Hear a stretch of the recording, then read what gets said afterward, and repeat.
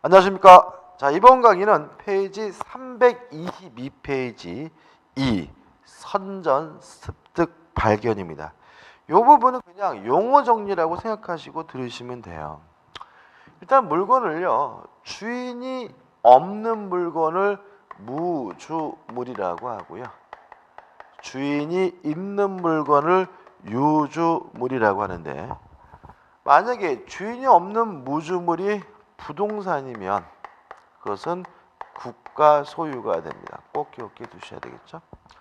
근데 만약에 주인이 없는 물건이 동산이면 먼저 잡는 사람이 소유권을 취득하게 되는데, 이걸 우리가 무주물 선점이라고 합니다.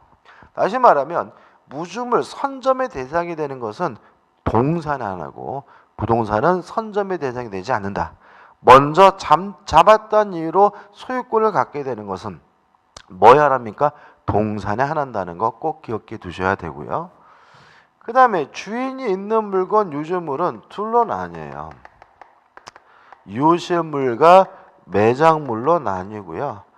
요거를 우리가 잊어버린 물건 유실물, 땅 속에 있는 것은 매장물, 이게 사전적 의미겠죠. 근데 법적으로는 다르단 말이죠. 이렇게 이해합니다. 발견이 용이한 상태에 놓여져 있는 물건을 유실물이라고 하고요, 발견이 어려운 상태, 곤란한 상태에 놓여 있는 유주물을 우리가 매장물이라 합니다. 따라서 땅 속에 있든 건물 속에 있든 물 속에 있든 발견이 곤란한 상태에 놓여져 있는 것을 평가된다면 다 뭐가 되죠? 매장물이 되는 거죠. 일단 둘 다 소유자가 있는 물건이기 때문에 소유자를 찾아주기 위해서 유실물은 6개월간 공고를 하고요, 매장물은 1년간 공고를 하고요. 그래도 소유자가 나타나지 않으면 습득자, 발견자가 소유권을 취득하게 되고요. 유실물의 경우에는 6개월간 공고한다는 거 좀 기억해 두셔야 돼요. 이건 최근에 개정된 사항이니까 꼭 기억해 두시기 바랍니다. 끝입니다.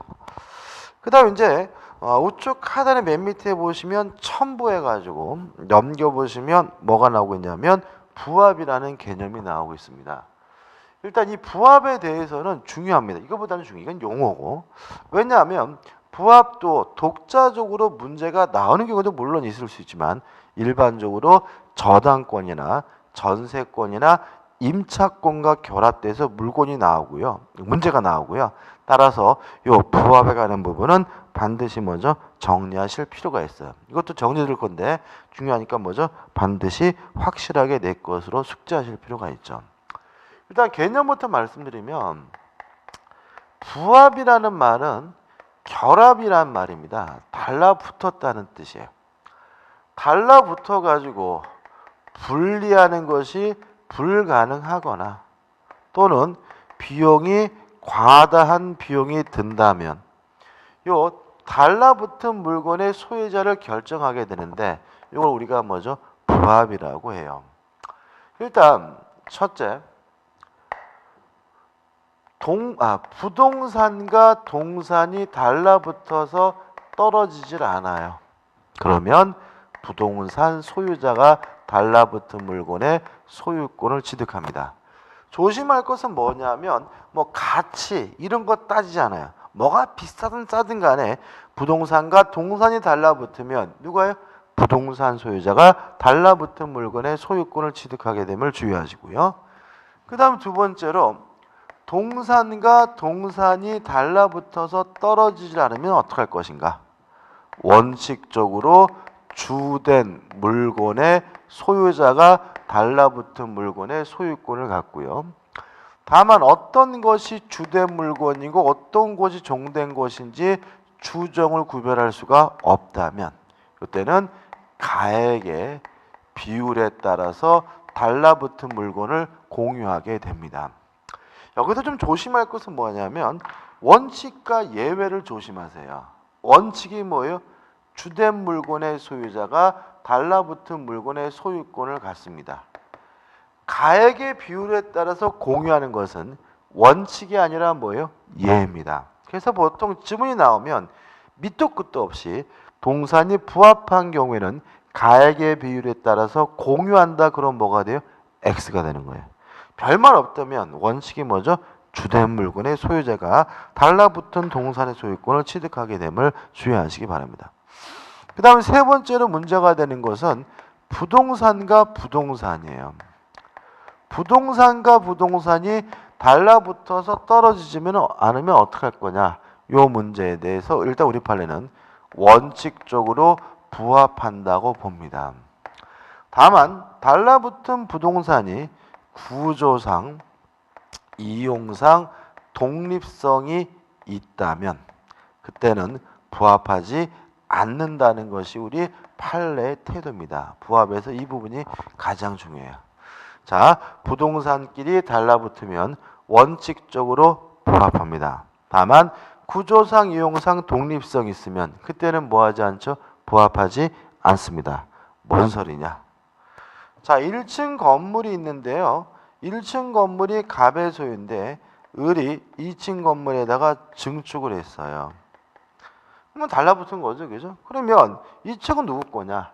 원칙적으로 부합한다는 말은 을이 증축했더라도 누구 거예요? 갑의 것이라는 거죠. 다만 이것이 구조상, 이용상 독립성이 있으면 부합하지 않는다는 말은 그때는 을의 소유가 된다는 거니까 정확하게 좀 기억해 두시기 바랍니다. 끝이죠? 그 다음 네 번째로 토지와 수목입니다. 남의 땅에다가 나무를 심었으면 어떻게 할 것이냐? 원칙적으로 부합합니다. 따라서 나무는 누구 거냐면 토지 소유자 거가 되는 것이 뭐예요? 원칙이에요. 다만 예외가 있는데 권원이 존재한다면 그때는 부합하지 않게 된다는 것이 우리 판례의 입장입니다. 이런 얘기. 자, 갑이 소유하고 있는 땅이에요. 을이 나무를 심었어요. 그럼 이 나무는 원칙에 따라서 부합하니까 토지 소유자인 누구 거가 되는 거죠? 갑의 소유가 되는 거죠. 근데 만약에 을에게 이 갑의 땅에다 나무를 심을 수 있는 권한, 예를 들어서 지상권이다, 임차권이다 같은 권한이 존재한다면 이 나무가 토지에 부합하지 않기 때문에 을의 나무지 갑의 나무가 되는 것은 아니다. 이런 의미가 되는 거죠. 마지막으로 아주 시험에 잘 나오는데 토지와 농작물입니다. 남의 땅에다가 심은 농작물은 누구 거냐 되냐에 대해서 우리 판례는 아주 확고하게 부합하지 않는다는 입장입니다. 왜냐하면 일반적으로 농작물은 침해 기간이 짧죠. 길어봐야 몇 개월이거든요. 그렇기 때문에 뭐 무단으로 심었든 또는 허락을 받고 심었든 농작물은 토지에 부합하지 않기 때문에 경작한 사람에게 소유권이 기속된다는 것이 우리 판례의 확고한 태도고요. 요 5가지는 꼭 기억해 두시기 바라고, 특히 부동산 간의 부합 문제는 나중에 또 써먹어야 되니까 잊지 마시기 바랍니다. 이렇게 생각하시면 돼요. 그다음 우측에 중간에 보시면 이제 뭐가 나오죠? 혼화라는 말이 나오죠. 혼화라는 말은 섞였다는 말이거든요. 그러니까 부동산 섞일 일은 없으니까 혼화에 대해서는 동산의 부합에 관한 민법 규정을 그대로 적용합니다.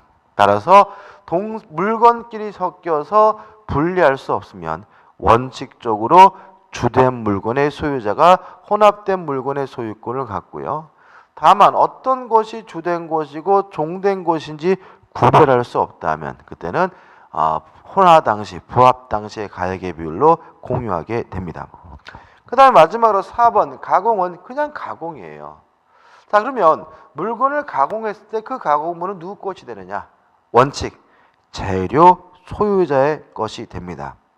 다만 예외적으로 가공을 통해 가지고 가액의 증가가 현저히 많다면 그때는 가공자가 소유권을 예외적으로 취득할 수 있다는 것도 기억해 두시기 바랍니다. 끝입니다. 자, 이제 넘겨보시면 이제 뭐가 나오죠? 공동 소유가 나오죠. 공동 소유는 대단히 중요합니다. 중요하고 반드시 출제가 돼요. 그래서 이 지금 보시면 제가 소유권에서 대단히 중요하다고 강조한 부분이 3가지죠. 부합도 중요하긴 한데 이거는 다른 것과 결합돼서 나오는 거고요. 소유권에 순수하게 소유권으로 중요한 것은 뭐예요? 주의토지 통행권하고 취득 시효하고 지금 하려고 하는 뭐죠? 공동 소유입니다. 특히 취득시와 공동소유는 반드시 내요. 그 다음에 주의토유통행권은 대단히 출제 가능성이 높은 부분이에요. 그래서 소유권은 세 문제 정도 출제된다고 생각하시고 주의토유통행권, 취득시효, 공동소유 세 가지를 확실하게 정리하면 되고요. 요 공동소유에 대해서는 제가 여러분들한테 표를 좀 그려드리는 게 편할 것 같아요. 전에 제가 그렸던 표이기도 한데 한번 다시 한번 그려볼게요. 그랬나 안 그랬나요? 지금 그린 표는 중요하죠, 그죠? 그러니까 우리가 물권법에서 문제가 많이 나오는 건 아니기 때문에 나올 만한 부분은 아주 타이트하게 확실하게 내 거로 만드시는 게 뭐죠? 대단히 중요한 거죠. 표가 이렇게 그려집니다. 이렇게. 자, 공동소유가요, 총 세 가지가 있어요. 공유라는 것도 있고 합유라는 것도 있고 총유라는 것도 있죠. 기억나시죠? 전에 우리가 한번 했었던 거예요. 의의는 이렇게 기억하시면 되죠. 법인 아닌 사단, 얘가 뭡니까? 교위나 종중. 법인 아닌 사단의 소유 형태가 총유. 조합의 소유 형태가 합유죠. 조합은 뭐죠? 동업자를 생각하자 그랬죠. 두 가지를 제외한 나머지 기타 공동 소유가 공유다. 이렇게 이해하시면 되고요. 특징지를 보는데 첫째, 지분이 있느냐? 공유는 물론 지분이 있고 합의도 물론 지분이 있지만 총유는 지분 자체가 없다. 가장 중요한 특징이죠. 따라서 교회 다니면 당연히 뭐예요? 권리가 있는 것이고 관두면 뭐죠? 땡이고. 기억나시나요? 그 우리 판례는 교회가 두 개로 어떻게 분열되는 건 인정하지 않는다. 그래서 우리가 교회는 지분 자체가 없기 때문에 원칙적으로 신도들이 탈퇴하면 집단 탈퇴든 단독으로 탈퇴하든 원칙적으로 남아있는 교인들의 총유가 되는데, 다만 탈퇴한 교인들이 3분의 1을 초과하는 경우에는 탈퇴한 교인들의 총유가 됩니다. 다시 말하면 신도들이 교회 재산을 나눠 갖는 것, 분열되는 거 인정하지 않아요. 왜냐하면 총유는 뭐가 없기 때문에 지분 자체가 없기 때문에 그렇습니다. 그 다음에 이제 이러한 지분이 있을 때 지분을 처분할 수 있느냐, 이 문제에 대해서 공유는 자유롭게 처분할 수 있고요. 합유는 전원의 동의가 필요하죠. 왜냐하면 합유 지분이 처분된다는 말은 동업자가 다른 사람으로 교체된다는 말이니까 반드시 뭐죠? 동의가 필요하고요. 또 그 다음에 지분이 상속이 되느냐, 요 문제에 대해서 우리 판례는 공유는 당연히 상속이 되지만 합유 지분은 상속되지 않는다는 것이 우리 판례 입장이라는 거 꼭 기억해 두셔야 되고요. 그 다음에 분할할 수 있느냐, 요 문제에 대해서 공유는 자유롭게 분할할 수 있지만 합유는 조합체가 해산되지 않는 한 분할하지 못한다는 거 기억해 두시고, 물론 총유는 아예 뭐가 없어요? 지분 자체가 없기 때문에 요 세 가지가 처음부터 아예 문제되지 않겠죠. 그 다음에 이제 목적물에 관한 사항입니다. 목적물에 관한 보존행위, 공유든 합의든 단독으로 합니다. 목적물에 관한 관리, 즉 이용, 계량 행위는 공유는 합의든 지분의 과반수로서 합니다. 목적물에 관한 처분 행위 또는 변경 행위는 공유든 합의든 전원의 동의가 필요한 거고요. 총유는 이러한 모든 사항을 다 사원총회 결의를 통해서 한다는 거 꼭 기억해 두셔야 되겠죠. 물론 이 표에서도 어떻게 해요? 문제가 출제되고요. 반드시 이걸 뭐죠? 숙지하셔야 된다는 거 잊지 마시기 바라고. 어차피 이게 뭐죠? 전부이기도 합니다. 자, 그럼 교재 볼게요. 공의 의의가 나와 있는데 의의는 뭐죠? 기타 공동소유. 다시 말하면 공동소유의 원칙적 형태가 공유다. 그 다음에 2번 공의 성립해가지고 공의 예가 나와 있는데 이걸 뭐 하지 마세요? 외우려고 하지 마세요. 어차피 공유는 나머지 개념이니까 조합이나 법인 아닌 사단의 공동 소유가 다 뭐죠? 공유다. 이렇게 이해하시면 돼요. 그 다음 3번 공유의 지분해 가지고 나오는데 여기서 이제 우리가 이해할 것이 있는데 공유란 물건을 나눠 가지고 있는 것이 아니라 소유권을 나눠 가지고 있다는 거죠. 예를 들어 가지고 자동차를 여러 사람이 공유하고 있다면 자동차를 지분 비율대로 나눠 가지고 있는 것이 아니라 무엇을요? 소유권을 지분 비율대로 나눠 가지고 있다는 거죠. 따라서 공유 지분은 소유권에 대해서는 일부지만 그 자동차 목적물에 대해서는 전부에 대한 권리라는 것이 또 공유의 또 핵심적인 내용이에요. 따라서 공유자는 부당이득 반환을 청구하거나 또는 손해배상을 청구할 때는 소유권에 대해서는 일부만 가지고 있는 상태니까 전체를 다 청구하는 것이 아니라 지분 범위 내에서 청구하게 되고요. 또 목적물에 대해서는 전부에 대한 권리니까 반환을 청구하거나 또는 방해, 배제를 청구하거나 또는 등기에 대해서 말소를 청구하는 것은 지분 범위 내에서 하는 것이 아니라 전부에 대해서 반환을 청구하고 전부에 대해서 방해 배제를 청구하고 전부에 대해 등기 말소를 청구하게 됨을 잊지 마시기 바랍니다. 그래서 교재 보시면 나번에서 지분의 비율에서 1. 소유의 비율, 소유권의 일부다. 2번 지분의 처분 주장이 나와 있죠. 공유 지분을 처분할 때는 자유롭게 처분할 수 있고요. 대외로 주장할 때도 단독으로 독자적 주장할 수 있고요. 우측의 상단의 3번 공유물의 사용 수익 어디를 사용하냐면 목적물 전부를 지분 비율대로 사용합니다. 왜 목적물 전부를 사용하나요? 공유 지분은 목적물에 대해서 뭐예요? 전부에 대한 권리니까. 4번 지분권에 기한 청구권 답은 지분의 탄력성이라 나와 있죠. 자, 만약에 공유자 중 일부가 사망을 했는다, 상속인이 없거나 공유 지분을 이 양반이 포기했다면 그 공유 지분은 다른 공유자에게 지분의 비율로 흡수되게 되는데 이걸 우리가 공유 지분의 뭐라느냐면 탄력성이라고 하는 거고요. 4번 지분권에 기한 청구권, 반환 청구, 방해 배제, 등기 말소 청구는 지분 범위 내에서 하는 것이 아니라 어떻게요? 전부에 대해서 하는 것이다. 왜냐하면 공유지분은 목적물에 대한 것에는 뭐예요? 전부에 대한 권리니까. 그다음 4번 공유자 사이 공유관계 관리 보전 보존행위는 어떻게요? 단독으로. 이용 계량행위는 뭐죠? 지분에 갚아서. 이용 계량행위가 뭐예요? 관리행위죠. 그 다음에 답은 공유물에 대한 부담은 지분의 비율로서 부담하게 된다는 거 나와 있으니까 기억해 두시기 바라고. 그 다음 5번 공유 관계를 대외적으로 추정할 때는 전원이 함께 해야 된다는 얘기인데 이걸 알아두시면 다른 게 헷갈리니까 모르셔도 돼요. 그죠? 그냥 넘겨보시면 이제 뭐가 나오냐면 공유물의 분할이 나오는데 자, 분할이 들어가기 전에 요거 가지고 좀 우리가 사례를 좀 생각해 보죠. 사례. 이거 가지고.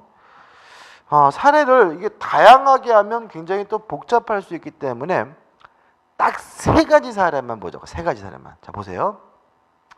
사례도 같이 기억해 두셔야 돼요. 그러니까 어렵게 낼 때는 요걸 이용해 가지고 뭘 만들어서요? 사례를 만들어서 출제하거든요. 만약에 사례가 나온다면 요 1번 사례가 가장 나올 가능성이 높아요. 갑과 을이 공유하고 있고 각 지분이 2분의 1인데 병이 불법으로 점유하고 있어요. 이때 갑이 병에게 반환을 청구하고 싶어요. 반환을 청구하고자 할 때 갑을이 함께 하느냐 아니면 갑 혼자 할 수 있느냐?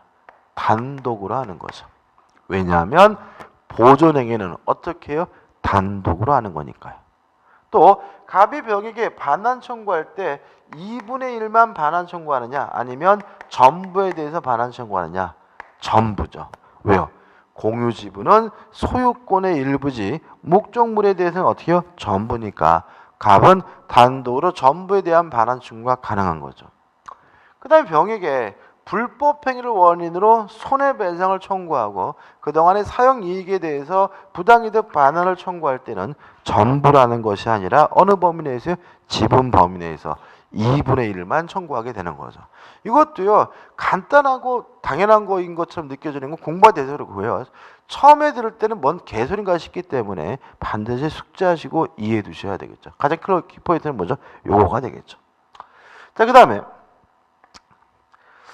갑과 을이 공유하고 있는데 갑의 지분은 3분의 1, 을의 지분은 3분의 1이에요.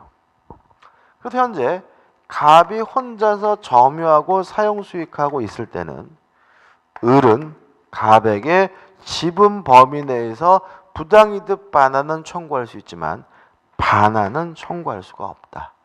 왜냐하면 점유 사용 수익하는 것은 이용행위로서 지분의 뭐죠?